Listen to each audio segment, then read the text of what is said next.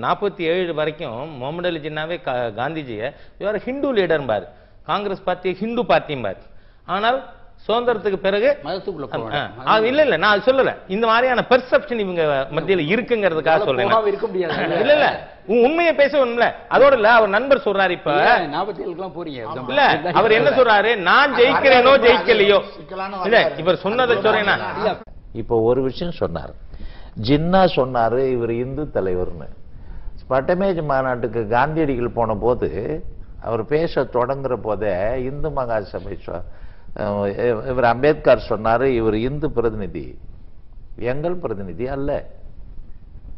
உடனே இந்து மகாசபை உறுப்பினர் சொன்னாரு இவர்கள் இந்துக்களுக்கான பிரதிநிதி அல்ல. அப்ப இந்துக்கும் பிரதிநிதி அல்ல, இஸ்லாமியருக்கும் பிரதிநிதி அல்ல, தாழ்த்தப்பட்டவருக்கும் பிரதிநிதி அல்ல. என்ன முடிவுன்னா அவர் யாருக்கும் பிரதிநிதி இல்லை அப்படின்னு சொன்னதை நினைவுபடுத்தி ஜின்னா சொன்னதை சொன்னார். காந்தியடிகள் யாருக்கு? இந்துக்களுக்கு இல்லை, இந்த மண்ணில் பிறந்தவர்களுக்கு பிரதிநிதி, இந்தியாவில் பிறந்தவர்களுக்கு பிரதிநிதி. இந்து மதத்தை காத்திருக்கிறார், மறுக்க முடியாது. இஸ்லாமிய மதத்தை காத்திருக்கிறார், மறுக்க முடியாது. கிறிஸ்துவ மதத்தை காத்திருக்கிறார், மறுக்க முடியாது. அப்படி அனைத்து மதங்களையும் காத்த ஒரு மகாத்மாவை மிக பெரிய படுகொலையை செய்கிற போது அது ஒரு துராத்மாவாக நின்று செய்துவிட்டு இன்றும் நியாயம் பேசுவது என்ன தர்மம்?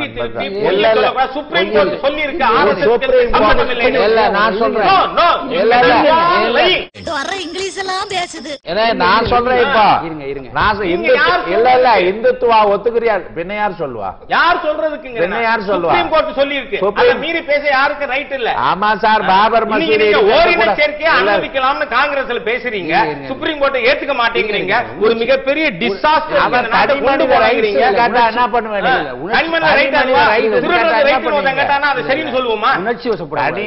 டென்ஷன் ஆகாதீங்க. less tension more work, more work less tension.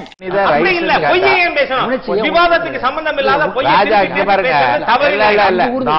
நான் சொல்றது பொய் இல்ல, வரலாற்று பூர்வமான விவாதங்கள். இது வரலாற்று சொன்னீங்க இல்ல இல்ல, இப்ப நான் சொன்னீங்க, நீங்க சொன்னீங்களே காந்தியடிகள் இந்து பிரதிநிதி. நான் சொன்னேன்னா ஜின்னா சொன்னார்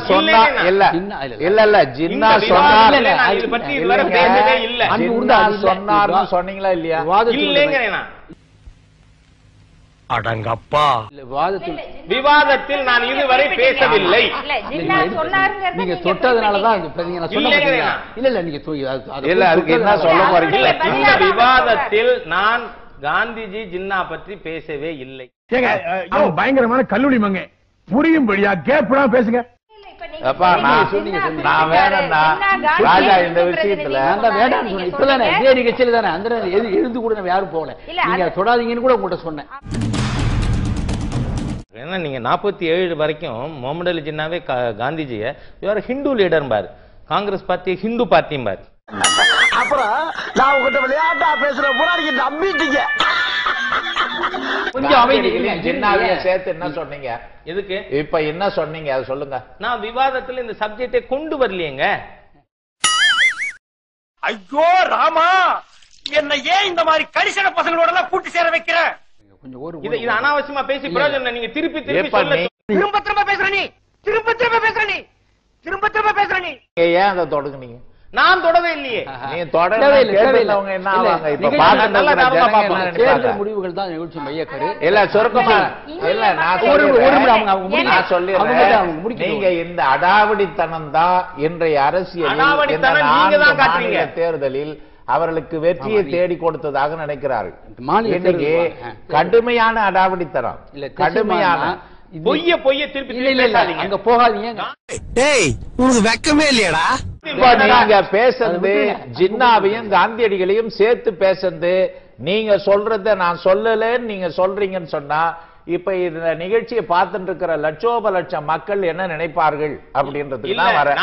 இது ஒன்றே இவர்களை பற்றிய சாட்சி என்பதோடு நான் நிறுத்திக்கிறேன்.